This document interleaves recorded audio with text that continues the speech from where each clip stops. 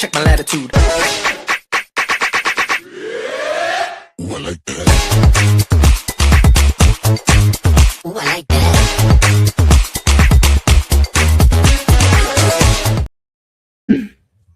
Good morning, good morning, good morning. So we're going to get straight into one of the topics, which is apparently Brittany has a stalker. Yeah, it was interesting. It's been an interesting week. So when we say stalker, I want to clarify, Brittany had a real one, like in person. She's going to tell you about it. I had a weirdo online, which is bad, but it's not as dangerous. Would that be the right word? Okay, so I mean, it could turn that way. Yeah, I don't know where he lives, but Yeah. I highly doubt by the way he types that he's gonna figure out how to find me. Let's just go with that. The intelligence level wasn't necessarily there, which does make things a little stranger. Does that make sense? But you had somebody in person, and we shouldn't make jokes about it because in-person stalking is definitely a thing too. So what happened? Well, and I think stalking just in general is a whole thing. So I take the bus to work. So mind you all, I work two totally different jobs, right? One job we made fun of, I wear a polo shirt and I take people's money and give them food and gas, right? And then at the other job, I have my own office. That's where I am right now. And we help people get an education, yada, yada, different things. So first job, this person has been in that job. They've been in and out. They were customers. They're fine. You know, you always have those people. And also I'm very nice. I am that nice person behind the counter. So it attracts different things because people take niceness in. Yeah, Sarah's not allowed to do customer service. She tells people off. Brittany says, "Hi, how are you?" Yeah, I say, "Hi, how are you?" And then when they're messing up my store, I rudely kick them out and they're scared of me. But so I take the bus to work. I actually take two buses to work, which I think is why this is more lighthearted, because that person only knows the second bus that goes to work. They don't know the first bus that goes by the house, right? One day I was in line, they were like, "Oh," and they were chatting me up. Well, I was being nice, I was being polite, I was being cordial. And I don't know if you guys know this, but my mornings are my mornings. So for me to be nice and cordial and say, yep, okay, while I'm scrolling on my phone and I got music in one ear, I thought that was enough, right? But then I got off and the bus stop is right outside my job, and that person proceeded to walk me to my office. And I was like, "Hey, I'm going into work now. Great. Have a good day." And then later that day, they came into the office, or the next day they came into the office. Cool. You want this education? Cool. There was nobody else in the office because for me, I was going to have somebody else take them, but there was nobody else. So I had to take them. And they fell asleep in the meeting 3 times. So let's just go with mentality on this one, right? Mm-hmm. So get them out. And then the next day I was doing like my follow-ups and I was like, "Oh, hey, can we assign this to somebody else? If they decide to go through, like, great. I don't want to like stop that, but I'm not going to be their advisor." And it was interesting because so we got that figured out. Well, then on the bus, they were on my bus again. They were sitting next to me again. And then, you know, a few more times. And I tried the last time I was like very standoffish, and they ended up getting off early on the bus stop. They didn't follow me all the way. But then they came back into the office, and luckily my office crew like held them off, but it doesn't make you feel better. And he went into the meeting with somebody else and fell asleep while they were talking to him too. So cool. Now we know you're not a candidate. You're out. Like, you're not welcome here. So when I got on the bus this morning, they didn't say anything to me, but I kind of wanted them to, so I could voice, hey, you are not a part of my day. You are not a part of this is my time. This is my space. Because it wasn't a problem, right? Like it was, hey, we're being cordial and nice, but then you showed up at my work twice, and he had shown up at my other job and tried to communicate to me too while I was doing stuff at my other job. So yeah, I had a stalker, and hopefully it's over. And like I said, thankfully they only knew the one bus. They don't know the other bus. So there's a little bit of, and I've made everybody aware at both jobs what's going on. I think a lot of times we don't tell other people what we're struggling with. And you've seen Demented Dessert Jenny's posts on Facebook. She's being vocal about her bullies right now. She's got some stalkery bullies. But when we do not tell people around us that these things are happening, it's a really difficult thing to traverse by yourself. And I don't have to do it by myself. Nobody should, right? I don't care what the reasoning is that somebody is stalking you. It is on them, not you. Okay. Unless you, okay, well, there's one exception. Did you put a sign on yourself that said, please follow me? Then it's your fault. Other than that, okay, it just popped into my head. I'm like, well, what if you had a sign? No. Okay. See, and when you say that, I think of a sign with a Bit.ly code. Sure, like a little QR code where somebody's trying to follow you, get a picture of it, but you're walking too fast. Okay. So, yeah, so don't do that. Don't put QR codes on yourself. Don't put signs on yourself. But it's not your fault. And so you need to tell somebody so that they can be aware. Even if somebody just kind of creeps you out a few times, just tell somebody that you work with, or tell your partner in life or something that says, hey, just so you know, there's this creepy guy following me. And just so you know, all the men watching is usually a creepy guy. So if it happens to be a girl, tell somebody too. But yeah, I'm really lucky because if it came down to I can't take the bus, I do have a really amazing person who would make sure that I got to work without having to take the bus. So very lucky in that sense too. But not everyone does, and you can't guarantee that every day or for, you know what I'm saying? Yeah, exactly. You need to be able to have those options, right? Because nothing is guaranteed. Like, what if his car breaks down? Yeah. So now you have to get on the bus for 3 days and look at the guy that you haven't confronted yet. You know what I'm saying? Like, there's a wide variety of reasons that something has to happen. But leading into the weird guy that was on, well, first my Substack and then found me on LinkedIn, it was just weird. Now, could he find me in person? Sure. But unlike Brittany, I don't leave my house for a job. I haven't left my house for a job in a while. The likelihood of somebody finding a pattern of my travel is very small, right? And if he was just standing outside my house, my HOA lady from the neighbor notices everything, and she'd probably call the police before she even told me what was happening. And so I am lucky that way. But if somebody is being a creep, even online, make sure you block them. Write down their name. Like, it sounds weird, but make a list if it happens to be more than one person, but also even if it's just one person. Because a year from now, if this person tries connecting with you again and you couldn't remember their name before, you might invite something to happen that you didn't want to happen. And that's why I never delete conversations. Good point.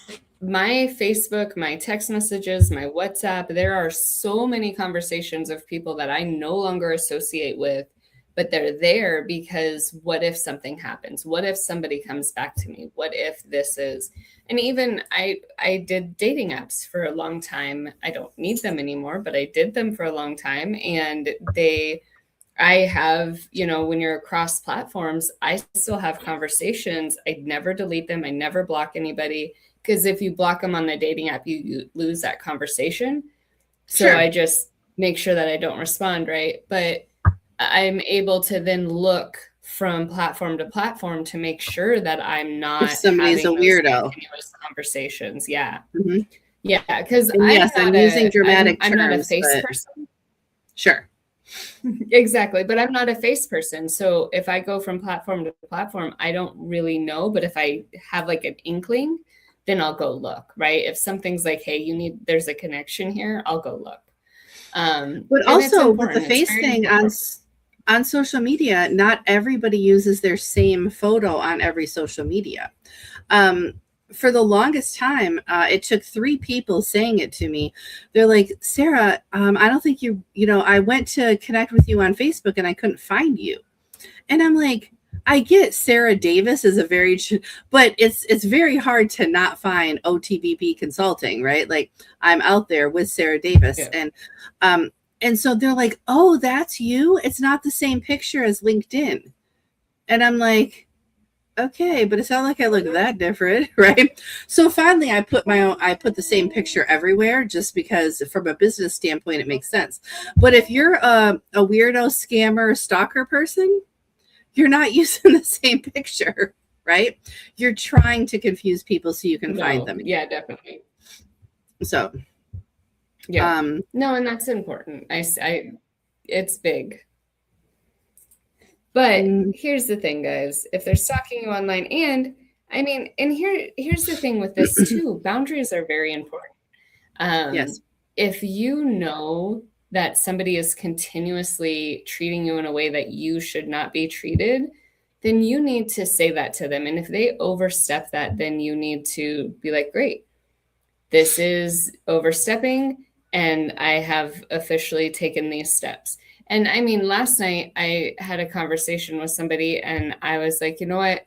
I need a break, but I also know how my brain works. So I put a block inside of the messaging so that I could just process and not overstep my own boundary, right? Or overstep the boundary of that relationship, because there was nothing more that I could do, right? It was just like, I'm going to overstep this. And so I blocked my space just so that I didn't overstep it. And I think there's so many times where we don't even take that personal accountability. So it's personal and it's external. If they're coming at you, block them. If they're coming at you and you've said, these are things I don't like, don't allow somebody to stay there. And there's times where people, they're like, oh, well, I have these things of this person. They lost that right. They lost that privilege.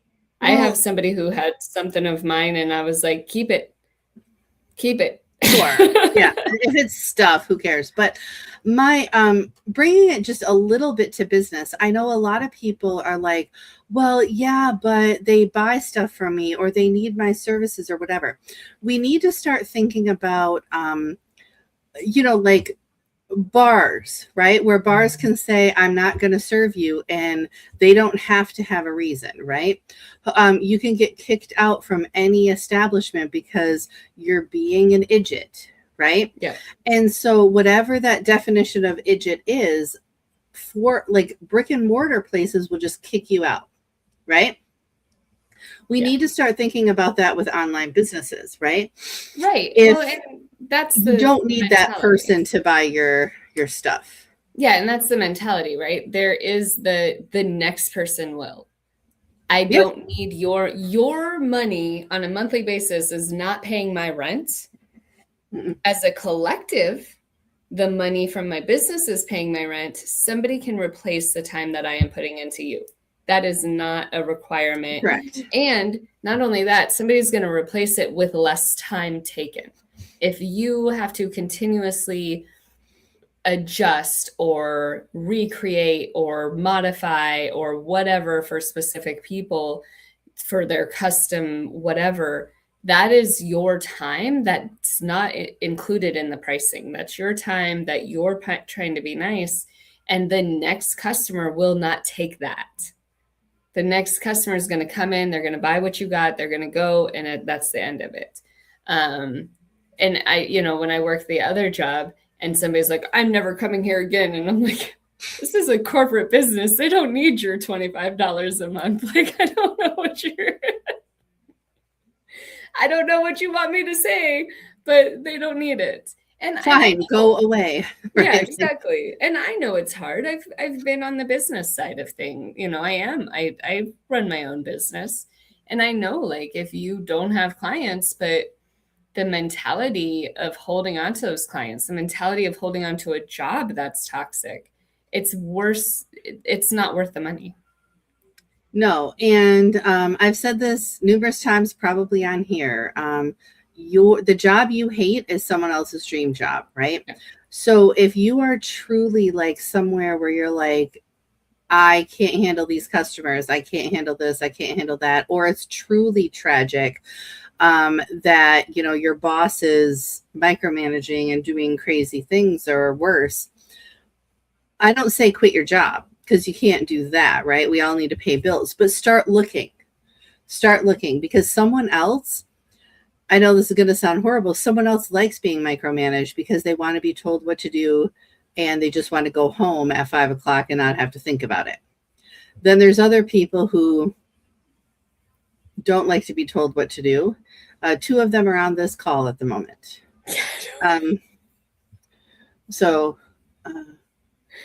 We don't get all on the tellas. Bringing this to a lighter conversation, Brittany is doing what she's told to do. And that is wearing non-t-shirt clothing. You want to know the most shocking thing? What? About Are you wearing all shoes? Of this? Yeah. Like real shoes? Okay, so first of all, I had a panic attack about the interview because I didn't have shoes. Just so everybody here is aware, I wear flip-flops. Just so you know, this is the Teva I wear on a daily basis, okay? And I buy the same Tevas. I've probably bought the same pair of Tevas for the last 6 years online from Teva, just so you all know. And I buy 2 at a time. And when the one pair has a hole in it is when I pull out the other pair. It's not like, no, they're my daily wears. So for this job, to get my interview, I had to wear shoes. And shoe shopping's awful. So I found a pair just to get out of the store, and they were too big. And the person that took me was so mad at me when he figured out that they were too big. But I just wanted to get to the interview. And I got a blister. So then when I actually got the job, we had to go shoe shopping again. What shoes are you wearing? So we went shoe shopping again, and I got shoes.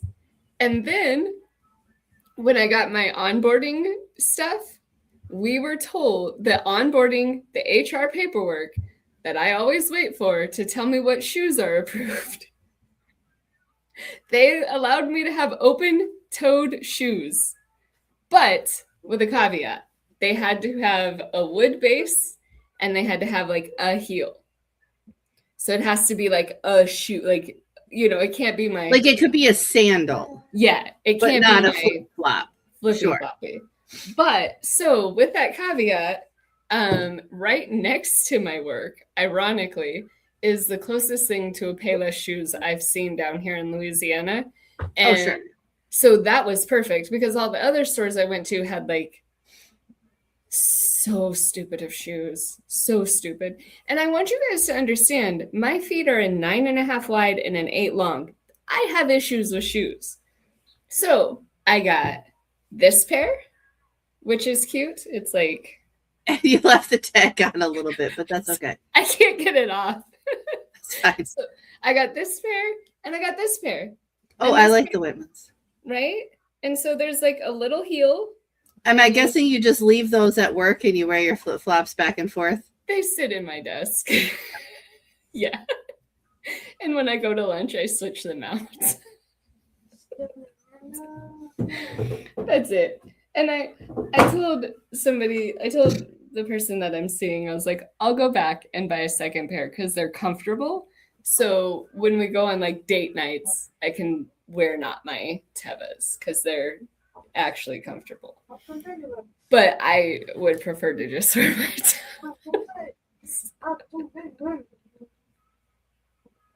That's the most exciting thing about the outfit. But that brings us to the second topic that we were going to talk to about is the difference between office wear when you're out and about, and then like office wear when you're at home, right? The difference in how we dress or even just how we represent ourselves, Sure.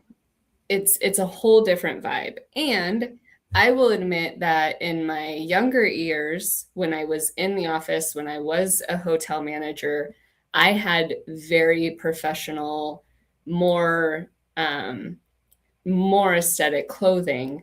And then I went into working as a home healthcare provider. I went into working from home on just taking calls from home and then doing my business online. My wardrobe definitely went in more of a comfortable route. I still have like nice tops that are, you know, basic kind of nice tops. This top was actually gifted to me. I probably wouldn't go into the store. If you guys know me at all, I have zero fashion, and Michael says he's going to take me to the store so I can get actual clothes because most of my clothes are still the same. But it's nice to, I think that also goes with mentality in life. And there for a long time, my mentality in life was just be comfortable, just make it through the day. Sure. Well, and I think that we think about business attire as suit and tie, right? Dresses and heels, whatever version is in your head. And I think sometimes we forget that business mentality and business attire is the community or the place that we're at. And let me explain where I'm going at, because maybe that didn't completely come out the right way how I wanted it. But a couple of days ago, I had a meeting with a potential client. Okay. They were referred to me. I have a partnership with this other company where we do referrals back and forth with, and this was the first referral they sent to me. And it was great. I was excited for the call, right? Whatever. But he is from an equity firm, like very suit and tie, financial Wall Street type concept, right? And so I sent him my meeting link, and when I sent the meeting link, he selected a time, whatever. We're now set up. We met, but before the meeting, I was like, "Oh, wait." My meeting link is not Zoom. It is not a professional, purposeful, like I could make it that way, but it's not. My meeting link has all of my coloring book characters, and you sit on their heads. Okay. No, I love it. It's a great conversation starter. It helps people be a little bit more open about talking about HR and leadership, especially problems they're having. But in my mind, this guy was so prim and proper. Am I making sense? Yeah. And so he gets into the room, and his first, like you could tell, he's like, "Hello?" And I was like, "Hey, I'm Sarah. Nice to meet you. One of the things I would love to do is explain where you are." And he was like, "Yeah, let's do that." Right. And once I explained, he was like, "Oh, that makes sense." And I saw I saw that you had coloring books on your website, but I didn't go look at them. Yada, yada, yada. But I second guessed the professionalism. But once I explained it, he didn't even think anything of it. He wants me to send a proposal, and he's going to run it by his partner, and everything's going to be fine, right? Hopefully, like cross your fingers. But it's the concept of what we think is professional, right? I work from home. 98% of my meetings are people that know me, know about Sarah, know about the coloring books, know that I'm wearing a nerdy something shirt here. But I'm also not facing what I consider the public, right? Very few of my meetings are first impressions, right? So that meeting, it was still a video meeting. So I did wear not a nerdy. You put on a shirt. Yeah. Right. I put on a regular shirt. This is a live thing that everybody knows. We have like 5 people that watch us regularly. So, but we're still professional in voice. We're still professional in topic. We're still professional in how we interact with the people watching and things like that. Exactly. Did that make more sense? Yeah, and I think it goes along the lines of like for me, when I was like professional shoes, I did get the very basic black slip-ons, right? That's it. Sure. Because I cannot wear shoes. So the closest to a shoe that I can fit into is this. So even though you want me to be business professional, I'm going to make that as comfortable and as close to my style as I possibly can. And we've all seen it, you know, Abby is one of the biggest professional people on the planet that everybody knows as far as Criminal Minds goes, right? Right. And she goes in goth and bold, and then you have what's her name? Why can't I think of baby girl's name? Garcia. Garcia. Yeah, you've got Garcia. But now her first name's not coming to me. Go ahead. Right. And so you know, everybody knows those two iconic roles. And even think about Mimi, right? Sure. Back in the day. Oh my gosh. Like yes. Mimi had bold, the blue she eyeshadow. Was so bold. She had, you know, and she had trolls. Her eyeshadow was the color of your shirt. So. Yeah, exactly. She had trolls on her desk. I've got, you know, stuffies on my desk. But those are the kind of spaces where they were taking those first steps. They were like, hey, we can be professional. Our brains, our voice, our topic is professional. And this is who I am inside and outside. And I love that. And that's why, like, I'm wearing, you know, you notice I was wearing a button-up shirt and it's got a little bit of a collar, and I'm starting to wear my jewelry again. And I have all of these things. I just fell out of that like mindset of I was not in the mindset of I can wear these things or needed to, right? But even also needed to.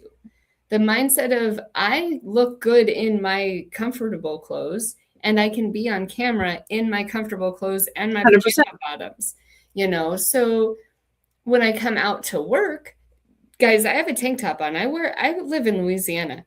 I put my shirt on at work. I don't walk to work dressed. I walk to work in my pants and my spaghetti strap because it's too hot. Sure. My shirt would be destroyed by the time I got here. So really taking a mentality of also what is feasible in how I get to work, right? If I drove to work, I could wear, you know, different things, whatever, but you want to really think about functionality, comfortability, and where are you working? Some places you go into the office and it's, you know, just a basic office setting, and you get to decide if you're going to elevate that office setting for yourself because you're the office person, or if you're going to show up in jeans and a t-shirt because that's your comfort and that's where everybody is. Right. Sure. It does. And I think also about for the clients, right? What are the clients of whatever or customers expecting? Yeah. Right. So I know that you are in an office where you're talking to people about furthering their education, right? Yeah. Getting a certification, I think is what it is. And these people are expecting a level of professionalism as if they were walking into a college environment, right? Yeah. Where you're going to look presentable, right? You're going to look like you know what you're talking about, whether you do or not. You got to fit the part. And then you, like you said, your other part-time position, they don't expect you to be in a button-down shirt and a tie or something. They want you in a 3-button shirt because that's what they're expecting in that role. Yeah, they added want the logo apron on you. An apron? Okay. Yeah, they added an apron. It's awful. Okay, right. An apron is uncalled for. But in that type of environment, having a logoed shirt so people know, oh, that person works there, right? Yeah. It's the Target thing where, you know, don't wear a red shirt to Target because they might think you work there. Yeah, don't do that. Don't do it. It's bad juju's. Or blue to Walmart. Blue to Walmart, red to Target. You're asking for trouble. And that's the situation where you're at. Be comfortable. but also don't be afraid to elevate. And like I said, probably I have the clothes, I have the wardrobe, but my mentality at home, I went through a lot of stuff and I was just not as where I am today. So I'm really excited for the things that are going on and what's happening, because I get to bring out a little bit more of who I have been. All right, so we are going to wrap up here. And if anybody watches till the end, which it'll probably be Sophia, Terry, or Dominic, but that's okay. If you are willing to participate in my screening survey for my dissertation, please reach out to me. And if you don't know what that is, I will explain it at that point. We should put that link in the comments. Oh, I should. I'll go. I don't know where the link is. So while she's going and finding the link, I'm Brittany. No, get the link now. We're gonna get the link for as long as this is going. I'm Brittany with BizStorming. I help people in their businesses just realign and focus towards their goals. And that's Sarah. She's with Off the Beaten Path Consulting. She does a lot of HR and she's got coloring books and she has an amazing Substack. And this is Unleashed, where we talk about anything and everything that we want to, and we talk about it unfiltered. So if you guys have a topic you want to hear, let us know. And I'm going to go ahead and share this to my people too. Sarah is getting her doctorate, which we don't talk about enough, but we need over 100 people to fill out this form. And I think that I've already got like at least 5 people that have done it. So I got 5 out of 100 that I know of officially. Lovely, lovely. And I know we don't get political here very often, and I don't think this is political, but I do want to bring up something really quick before we end the show. So there is a person in Michigan who is running for Senate, and he has his MD and a PhD. He has 2 doctorates, okay? And the opposite side, the Republican side, he's a Democrat, is saying we shouldn't call him a doctor because he isn't a real one. He never actually worked as a doctor. He's only worked in health departments and government entities. When somebody earns something, use the title. Use the letters after their name if they put them there. Use the letters before their name if they put them there. They did a lot of work to earn 2 doctorates. Trust me, I'm almost done with 1 and I want to pull my hair out. And so to go and get 2 of them, I'm just saying it has nothing to do with politics. It's more about the title. If somebody's truly earned the certification, earned that bachelor's degree, earned that master's, earned that doctorate, please give them the credit for the time it took to earn those things and don't dismiss it. Simple as that. Exactly. Yeah, that's crazy. I'm sorry that's going on in the world. Well, people collectively are idiots. Individuals are wonderful. So be an individual that does wonderful things. Yep. Bye, everybody.